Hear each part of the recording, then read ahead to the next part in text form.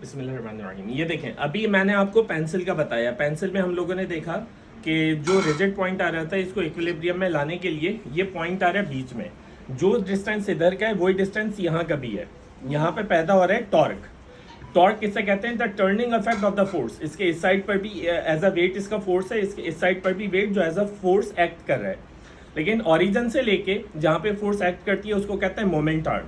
तो अप्रोक्सीमेटली यहाँ का भी मोमेंट आर्म सेम है, यहाँ का भी मोमेंट आर्म सेम है। क्यों सेम है? क्योंकि दोनों का वेट सेम है। इस वजह से हमने देखा कि दोनों तरफ, भाई मैं थोड़ा सा बिल्लियों से डरता हूँ, तो बिल्ली थी क्यों ना, इस वजह से मुझे थोड़ा सा डर लगता है। तो लेकिन डरना नहीं चाहिए, डरना अच्छी बात नहीं है। तो इस वजह से इसका जो turning effect of the force है, यानी कि क्लॉकवाइज टॉर्क इक्वल हो रहा है एंटी क्लॉकवाइज टॉर्क के। इस वजह से ये पेंसिल स्टेबल है इक्विलिब्रियम में। अब हम बात करते हैं इस पेन की।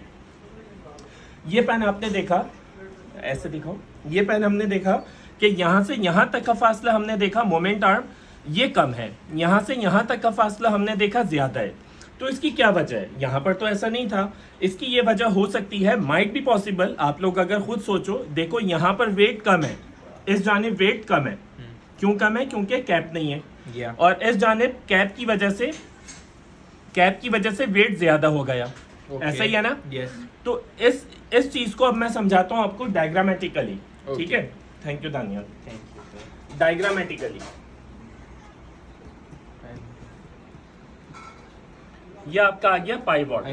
bring more boat markers. I will bring it. ये आपका आ गया पाइवॉट। यहां से यहां पर आपकी फोर्स लग रही है, एक जानिब जो फोर्स है या वेट है उसका वो लग रहा है 5 न्यूटन फॉर एग्जांपल। और यहां पर टोटल फासला हमारे पास है 3 मीटर और you can say centimetre also. अच्छा, यहाँ पर वेट लग रहा है 3 न्यूटन और 5 न्यूटन फोर्स है, 3 मीटर ये है। ठीक है, और यहाँ पर हमारा वेट लग रहा है, यहाँ पर हमारा वेट लग रहा है, कोई बात नहीं बिल्ली, कोई बात नहीं। यहाँ पर हमारा वेट लग रहा है, डिस्टेंस है 5 मीटर और वेट है 3 न्यूटन। तो हमने देखा कि ये वाला एक्ट दानियाल के साथ जो पेन ये हाथ में लिए हुए थे, ये हो रहा था कि एक तरफ जिस तरफ कैप था उस तरफ डिस्टेंस कम था।